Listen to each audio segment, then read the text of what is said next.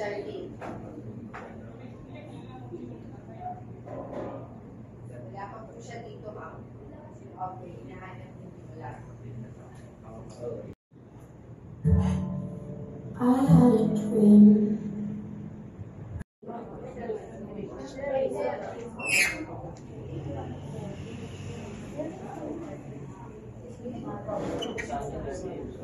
A few moments later.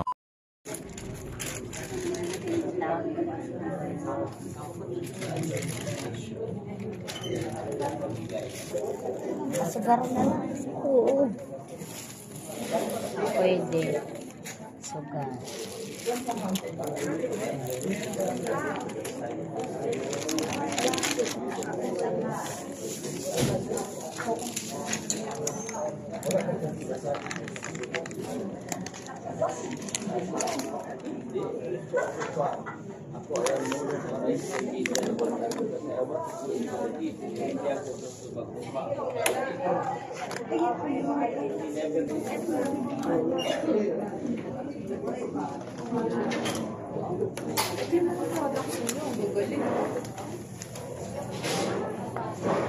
Sa inyo po ito? Dampigan ba daw? Pero stretch. Kung wala kung ano yung tinulong ko. Kaya ako ngayon kasama ko.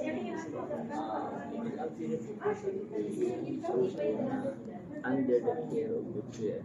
Ito po, kasama ko sila. Napuntahan ko ba sila? Hindi ko na po siya ba sila. Kasi wala sa Zambales natin. Sino mga taga Zambales? Wow! Isang bungkos, ano. Okay, sana naman ay magkaroon kayo ng pagkakataon para makita ang San Juanico Bridge. Diba? Oo. Kasi, yun daw ngayon, yun na yung pangalawa. Hindi na siya yung una. Tama ba ako? Hindi na siya yung una na pinakamahabang bridge sa Pilipinas. Kasi yung nandun daw sa Cebu na hindi din ninyo nakita ay yun na yung pinakamahaba. Ayan. Salamat sa mga taga-Morongan at syempre pa yung ating mga taga-Calbayog. Kayo po, taga-saan po kayo? Amarabot. Oh, wait lang. Bali pala dapat yung mga taga-Samar. Ayan, okay. Nakakatuwa po kasi nandito yung isa sa mga obispo ng isa sa mga dioceses po natin, ano, ang host diocese or ang pinakamalapit na diocese dito po sa atin ay ang Diocese of Calbayog. At ang kanilang obispo, si Bishop Boy, ay nandito.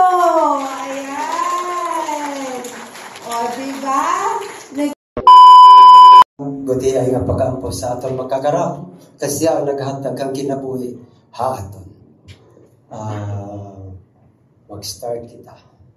Sa ngalan sa Amay, sa Anak sa Diyos, Espiritu Santo. Amen. Lord, nagpapasalamat kami sa imo, yan ang atak na. Na imo kami gintagan ng maupay nga panahon, maupay nga panglawas. Sugod man, sining among tagsya-tagsa nga mga grupo, nga ato sa harayo, nga nakaabot sining lugar. Inaot unta, Lord, nga tagan mo kami sa maupay, nga kondisyon sa among panglawas, nga sa tanan sa pagbiyahe, gintagan mo ilahin maupay nga pagbiyahe, nga warahin anuman sa kadalanan nga nakabot sa siningatak na. Farming is my game. This is my name. Farming is the game. Ayan, si Honorable Emilio Abolencia